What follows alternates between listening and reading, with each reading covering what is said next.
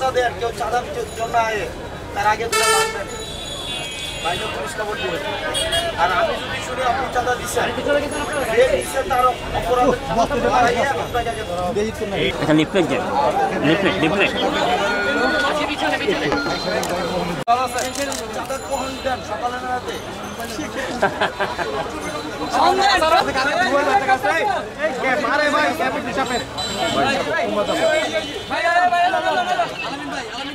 প্রক্রিয়া কমপ্লিট করতে দেবো কিনা সে বিষয়ে আমাদের ঐক্যবদ্ধ থাকতে হবে।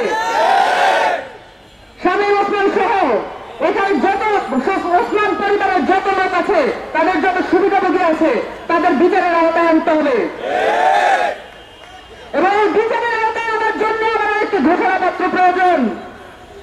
এই ঘোষণাপত্রে আমাদের সংগ্রামের ধারাবাহিকতা উল্লেখ থাকতে হবে। আমরা কেন মাঠে নামতে বাধ্য হয়েছিলাম, কোন জুলুমের পরিপ্রেক্ষিতে, কোন গণতান্ত্রিক পরিবেশের পরিপ্রেক্ষিতে। 3টি অবৈধ নির্বাচনে আমাদের সকলে তারুণ্যে যৌবন কেটেছে। আমরা কেউ ভোট দিতে পারি না এই দেশের তরুণ জনগণ। আমাদের প্রথম ভোট কি হবে? গণপরিষদ নির্বাচনে। গণপরিষদ নির্বাচন ছাড়া কোন যৌক্তিক নির্বাচন এই মুহূর্তে বাংলাদেশে নাই।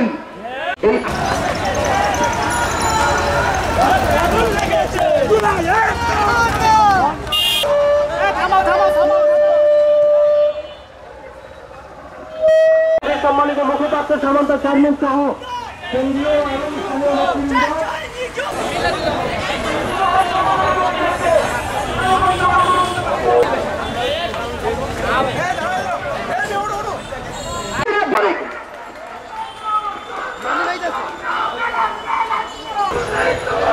ধন্যবাদ। আলী হাসান মোহাম্মদ জুনায়েদ যে স্টেটমেন্ট, সেই স্টেটমেন্ট দেওয়া নিয়ে আমাদেরকে আজকে যে পরিস্থিতির দাঁড়াতে হয়ে ব্যাপারে রাজনৈতিক দলগুলোর কাছ থেকে সদিচ্ছা পেয়েছিলাম। রাজনৈতিক দলগুলো যারা আছে সেখানে গণহত্যার বিচারের কথা বলা আছে, মানুষের আশা আকাঙ্ক্ষা দেখা যায়, তাহলে মারাত্মক ভাবে হতাশা জাগ্রত হয়। কিন্তু আমরা যারা রাষ্ট্র তখন আমাদেরকে আশ্বাস দিয়েছিল যে সরকার নিজের তাদের দায়িত্ব পালন করেননি এবং সরকার তাদের কথা রাখতে ব্যর্থ হয়ে দেখিয়েছে, তা কখনোই ভুলে যাবেন নয়। কিন্তু আজকে